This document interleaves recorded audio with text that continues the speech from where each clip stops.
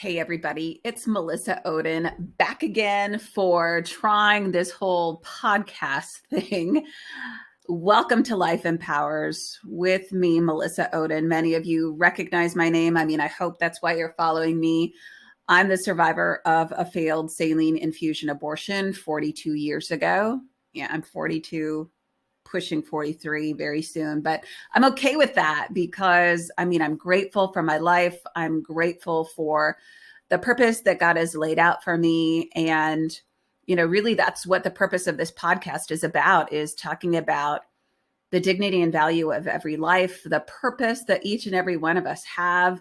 This isn't just about, gosh, Melissa, the Lord spared your life and you have this amazing purpose. No, no, no, no, no. No, it's about you and your purpose and your life and finding healing, hopefully growing in your faith and growing in your knowledge of what you know about abortion survivors.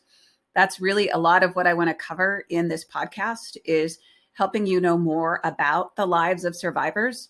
I know firsthand that it's so difficult for survivors to share their stories. It is not an easy world to share these stories in. And so that's really a lot of the work that I do with the Abortion Survivors Network, is supporting survivors, helping them, find that peer support in our network, helping them know they're not alone, helping them to heal, to find their voice, and to equip them, right? I think that's part of what really happened for me when I finally came forward with my story in about 2007.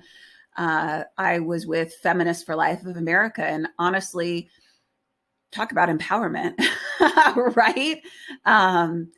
The first feminists were pro-life, and then the empowerment piece of coming alongside somebody like me who didn't have a background in public speaking, right?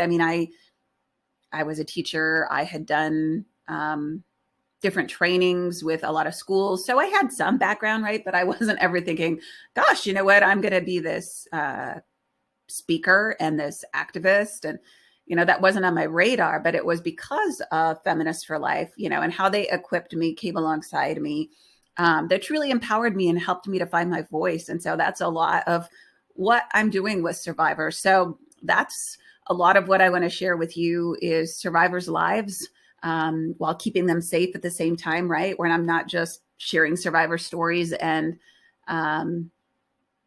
just putting it out there, right? I'm very protective of survivors, and I hope that people can respect that, because that's a choice, whether a survivor comes out and shares their story or not. Not everybody is going to use their story the way that I have, and that was really because I was called that way. So anyway, welcome to Life Empowers. I wrote myself a little bit of a script to get through today, so I hope you don't mind. I wasn't really sure if I was going to do video or audio, but you'll catch me catching my script here and there. But I think people who know me as a speaker know that I really like to ad lib and be animated at the same time. So, for the sake of making it professional, welcome to Life Empowers with Melissa Ohden. Where there is life, there is hope. I want to say that again. Where there is life, there is hope. Where there is life, there is a place for love to grow. And love emboldens and strengthens. I saw that in my own life, right? Being loved into life by my adoptive family, now knowing I was loved into life by many medical professionals, knowing that deep down inside, right, so many members of my biological family loved me all along. That love has strengthened and emboldened me in a huge way. And I want that for other people. And that's what I want other people to understand. That's what life does. It creates that place for love to grow and all of these things to happen. Because where there is life, there's an opportunity to grow and to be empowered. So just as I was sharing, right, when I came forward with Feminists for Life of America, there was this strengthening, right? This empowerment that happened for me. That's the beauty of life. And I want to celebrate that. And I want to find ways for all of us to grow in that. And, I know that I'm living testament of that. And I know maybe some of you feel like you aren't yet, right? I know that life is difficult. Trust me, I know life is difficult. But if you are not yet feeling like your life is a testament to how life emboldens, strengthens, empowers, I don't want you to tune out already, right? Like don't stop listening to the podcast. Hold on, because that's what it's here for, right? To give you this opportunity to be encouraged, to be informed, to be inspired, and to grow. So that's exactly why this podcast is taking place, especially with everything that's happening in our world right now, right? We all could use encouragement and hope now more than ever. So I just want to thank you for tuning in so far. And I want to kind of set the stage for how this happened. I don't know if anybody paid a lot of attention, but my first attempt at a podcast a few weeks ago was the biggest flop. I mean, honestly, I thought I knew what I was doing, and I did have an episode up, and then like stuff just started happening, right? And like little tiny things weren't working for me to get it sent over to iTunes. And then the professional help that was working on it, like kept working on it. And then you're never going to guess what happened. The episode just vanished, disappeared. And of course, when I asked them, it was like, we didn't do that, right? Like, and don't you have a copy of that saved? And honestly, I didn't, because I had used an app for it. And so I didn't have a hard copy. So boom, here we are. I am trying something totally different, and I'm going to have a backup copy this time. So one way or another, we're going to get this episode out there.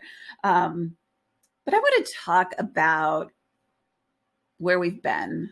I know this is not an easy time for everybody. And, it's kind of interesting, right? Because I'm sure you've heard the same messages I have where people go, we're all in the same boat. Do I hear the crickets? I mean, I think I might hear crickets. I know that we are not all on the same boat. We're not. I mean, if we're honest with ourselves, we know this, right? We are not in the same boat. Everybody's life circumstances look a little bit differently. But instead of saying we're all on the same boat, I think it's safe to say we're all weathering the same storm, right? We may not all be on the same boat, but we're weathering the same storm. And I think that's important to recognize. We've all been battered with everything that's been happening with this pandemic. I had been traveling to San Francisco at the beginning of March for a fundraiser for the Alpha Pregnancy Centers. And that's when everything was really just starting to happen, right? And I think back on that and I think, oh my goodness, Melissa, did you ever suspect that it was going to be this different?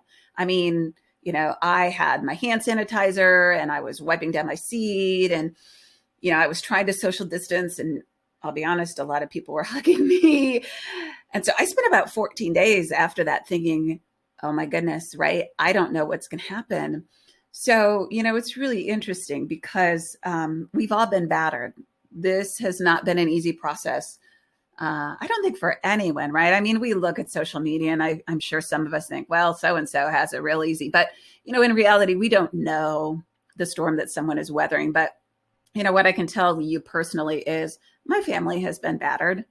I developed shingles not long into that time of quarantine. And that's like, I don't know, the 11th or 12th time I've had shingles. I don't even count anymore. That's like my survivor superhero thing, I call it, to some extent. I mean, I can laugh about it. It's not funny, but that's like my nervous laugh that says, yeah, that's what has happened to my body from surviving an abortion attempt. I have this really interesting immune response, and I'm going to talk about that more in some other podcasts about what survivors go through. But the doctors have said that's because my body went through so much stress when I was subjected to that saline infusion abortion. And so my body bears that memory.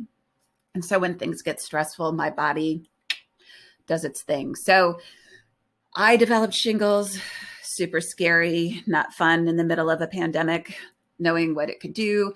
My husband broke his hand that required surgery. I mean, multiple doctor visits, right? Yikes. I lost over 3 months of income that usually covers like, at least 6 months of expenses, right? Just because that's the way my husband and I budget, and we're really careful with our income and our expenses. But, I lost a lot of income. And, I share that because I want you to know, again, we're not in the same boat, but we're weathering the same storm. And so even though I'm known as this public figure who, shows up before Congress and all of these other things, it doesn't mean that I'm immune. Isn't that a funny word to use these days? I'm not immune from the stresses I think that so many people are facing. But, we're all healthy as a family, and, we've really grown as a family. I don't know about you, but it's been amazing for me to see everything happening with our family right now.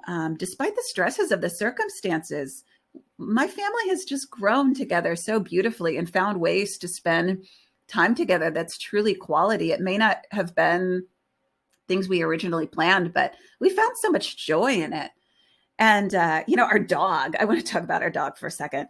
Our dog, if you follow me on Instagram, you've seen our dog. We have a mini Australian Shepherd. She is a bundle of energy, to put it lightly. But, our dog, probably like yours, has really had this renewed sense of life. You might have seen photos that I've posted on social media of her. She gets to go to the creek like every single day, which means I get to bathe her every day. Although I found dry dog shampoo, that's really a thing, lifesaver. If you need to know more about it, send me an email.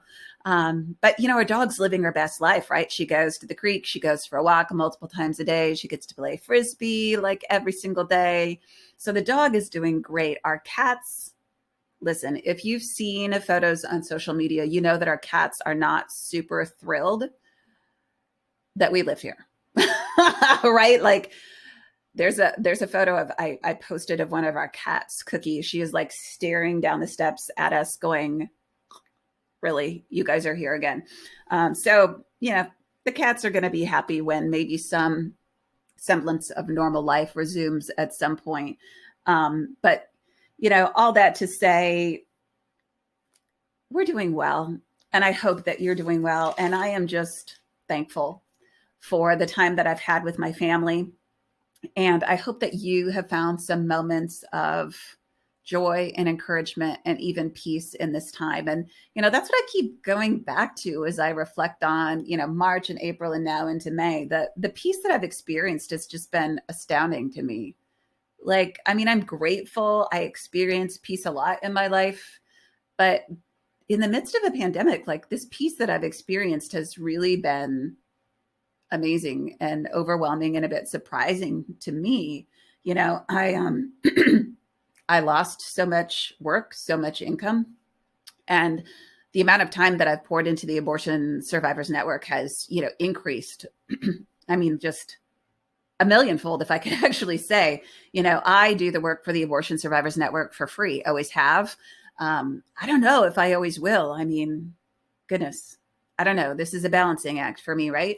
I speak and I travel to events because that's how I earn my income to then do the work of the Abortion Survivors Network. So I don't know. I don't know what this is going to look like in 1 month. I don't know what it's going to look like in 3 months. I don't know what it's going to look like in 6. But,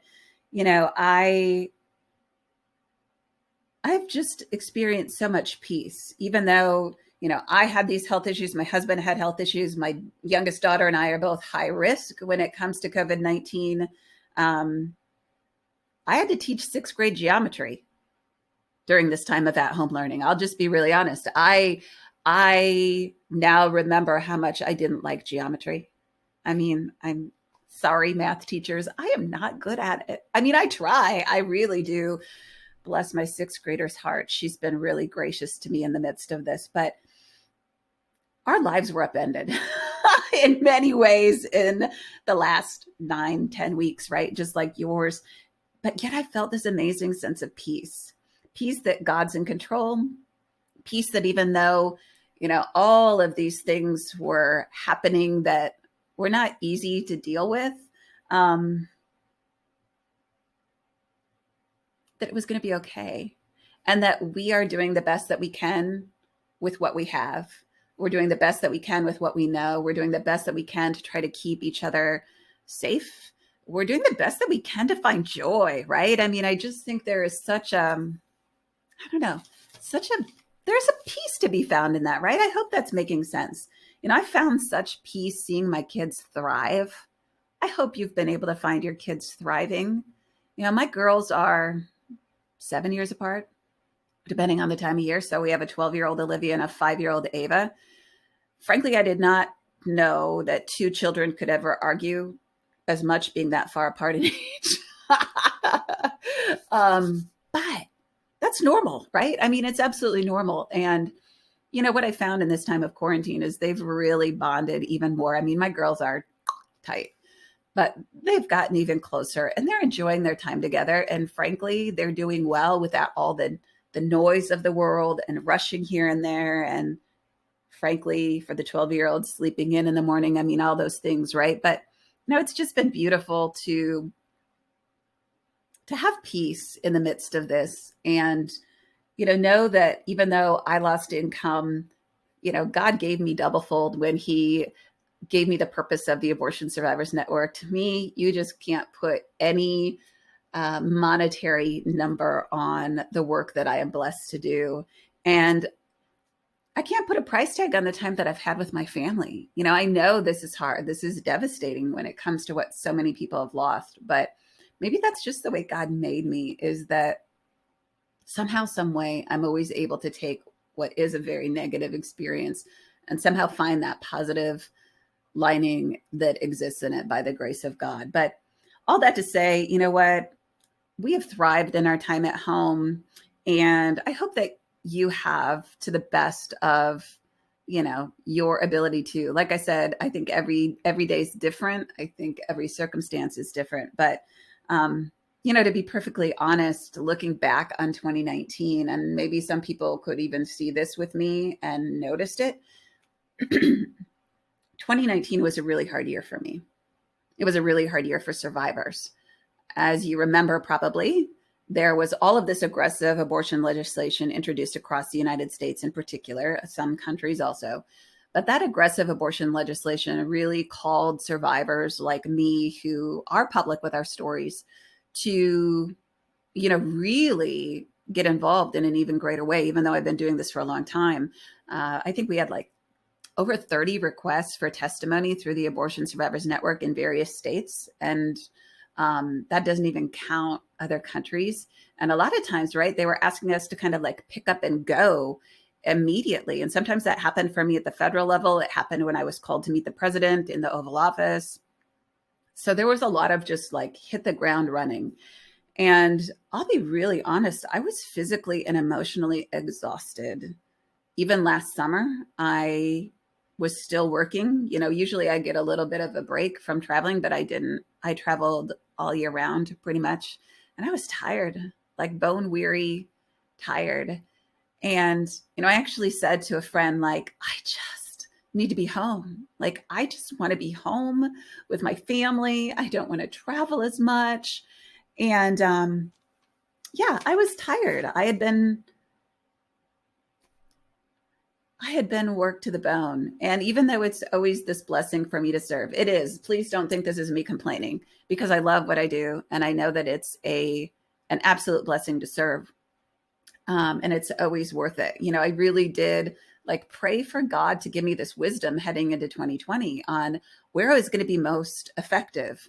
Instead of running from place to place, was there a way I could say no to some things, or maybe later, right? Or who else can I send, right? And that's part of the work that I do with the Abortion Survivors Network, is we're healing, we're supporting, we're raising people up, we're giving them skills so that they can also go forward and do this work too, if that's what they feel called to do. But yeah, I really prayed for where I was supposed to be and where I would make the most impact. And all that to say, I think you can blame me for the quarantine, right? I mean, no, don't really. But I mean, isn't it funny, right? In the grand scheme of things, I'm praying and saying, Lord, where am I supposed to be? And I just want to be home more. And now I'm home more and more and more and more. It's funny. I did not have this in mind I bet you didn't either, right? Like, and I had this conversation with God early on in the stay-at-home orders, right? I'd go, you know what, thank you, Lord, for allowing me to be home more. But this is not what I had in mind. I've always wanted to homeschool the girls, Lord. Thank you for this opportunity. But this is not, no, this, no. And it was like every time I said it, I could picture God go, shh, shh, shh, shh, just, would you be quiet, Melissa? Just find peace, find joy, appreciate the fact that you have these things, right? Time at home and the opportunity to help educate your children. And don't be focusing on the fact that it isn't the way that you wanted it to be. You know, don't focus on the fact that, right, this is not how you pictured it to happen. And you know, isn't that just the way that it goes with God? I mean, really, I've seen this time and time again throughout my life. You know, God's plan, it may not look anything like we expected to. It may not look anything like we wanted to. But in the midst of difficulty, like even in this pandemic, right? God is allowing good things to come. Those things that we prayed for, those things that I know He wants for us too. And that isn't it funny that that gets me choked up? Like I know He knows my heart, and that I'm thankful for my time with my family. I'm thankful for that opportunity to educate my kids. But all that to say, I still have peace. And here we are, you know, about 10 weeks into this process. We're still pretty heavily social distancing because of Ava's health issues and mine. And I don't know about you, you know, everybody is kind of navigating this differently, right? Based on the circumstances of their family.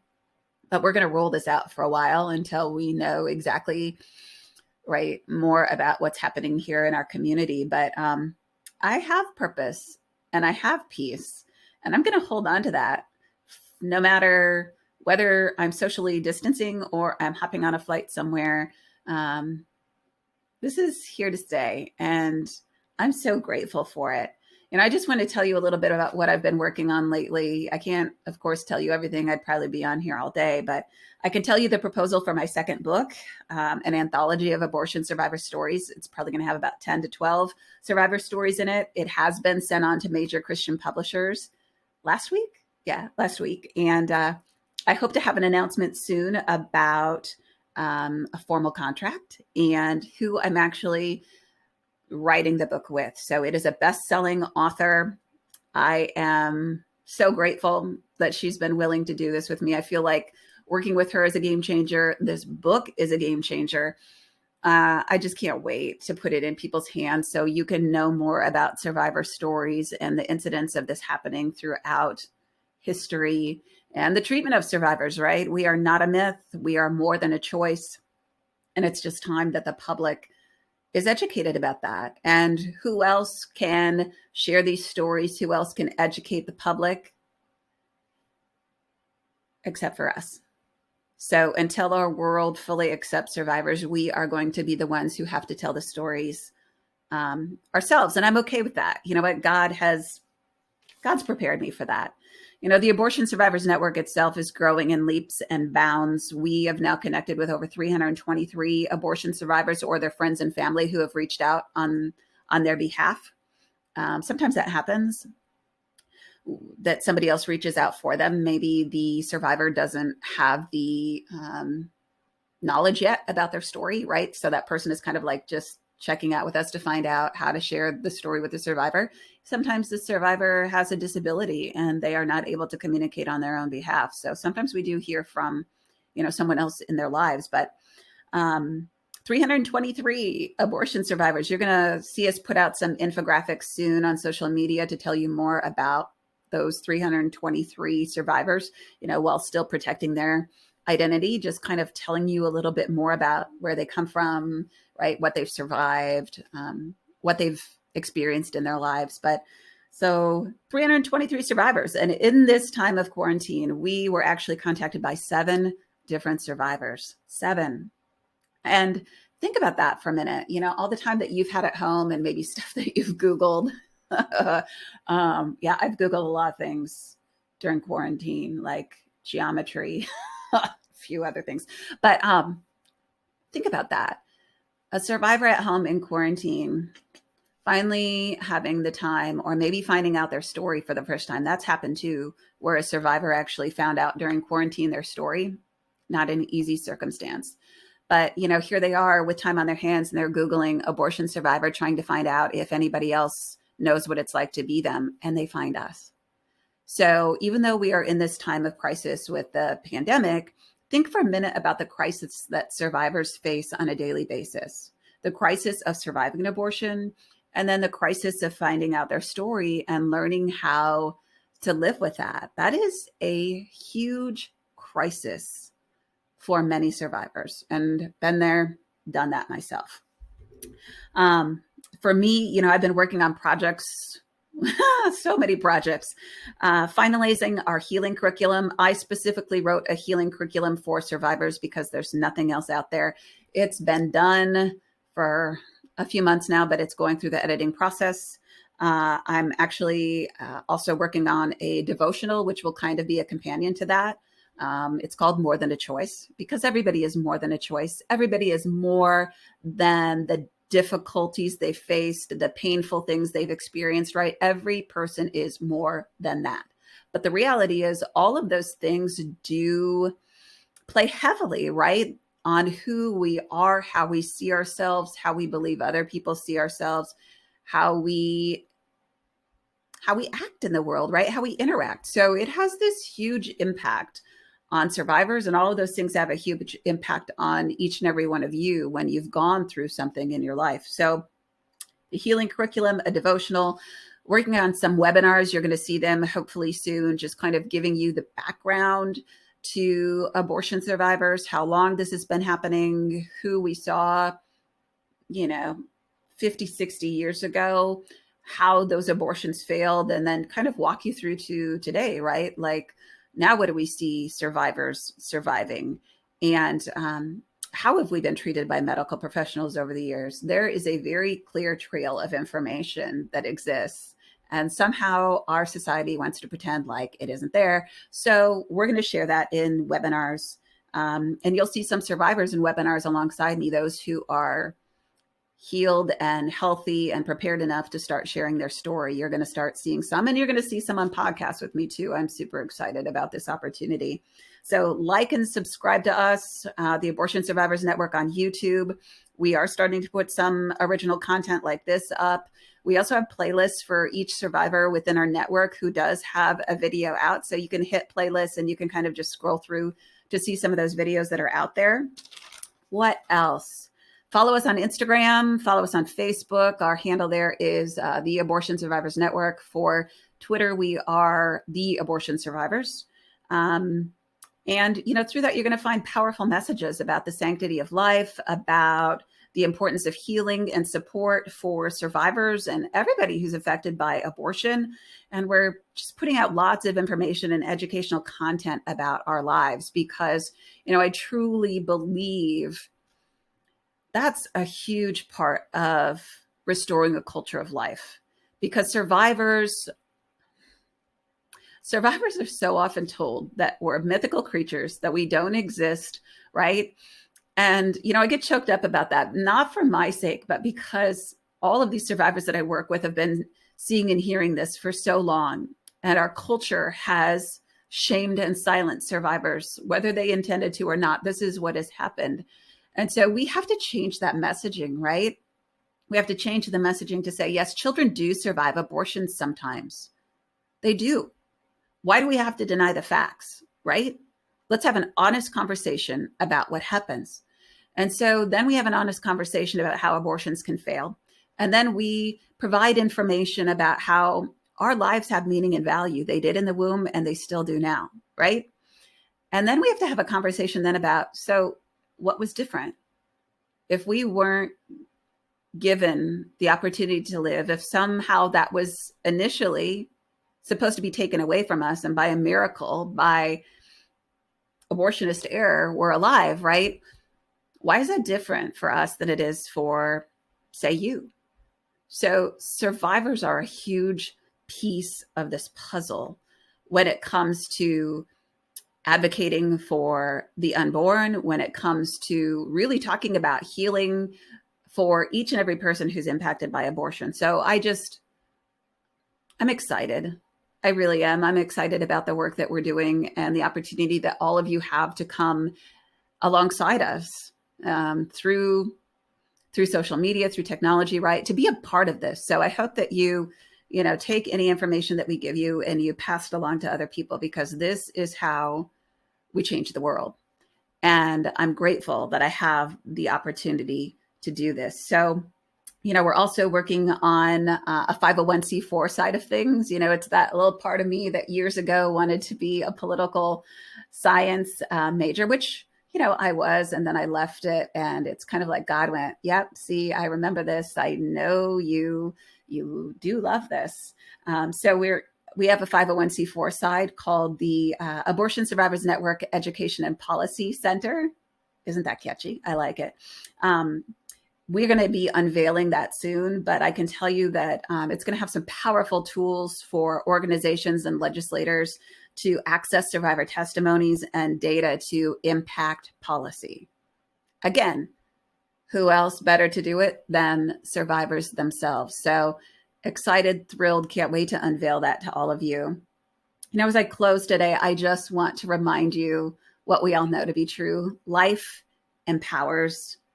And, I had this interesting reminder of this the other day. I was going through all old YouTube videos as I was getting this playlist together. And I was looking through old videos of myself and I was thinking, okay, first of all, I've had like a lot of different hairstyles over the years, depending on what was going on in my life. I mean, pixie cut, right? Like angled in the back bob. I tend to do a lot of long hair though. But yeah, the shades in my hair also kind of just like vary depending on the year. So that's been kind of fun to watch. But anyway, what really struck me though, is I was going through videos. I was looking at some of those videos and thinking, wow, Melissa, I can't believe you did that. Wow, Melissa, I can't believe you said that, right? Like that was pretty powerful. And it really struck me because, I mean, if people know me, right, they know that I honestly don't take myself very seriously. I take my work very seriously. I take what God has called me to do very seriously. But I like to think I'm humble and maybe a little too humble. I mean, I know that some people would say that about me, right? And so I'm like trying to come out of my shell a little bit to share with the world what I do, because I need to educate and to inspire and do all those things, but I don't like to talk about me, right? But all that to say, right, I was looking through these videos thinking, oh my gosh, Melissa, like that was pretty powerful. And what I remembered as I look back on those videos is that's what life does. That's what life does.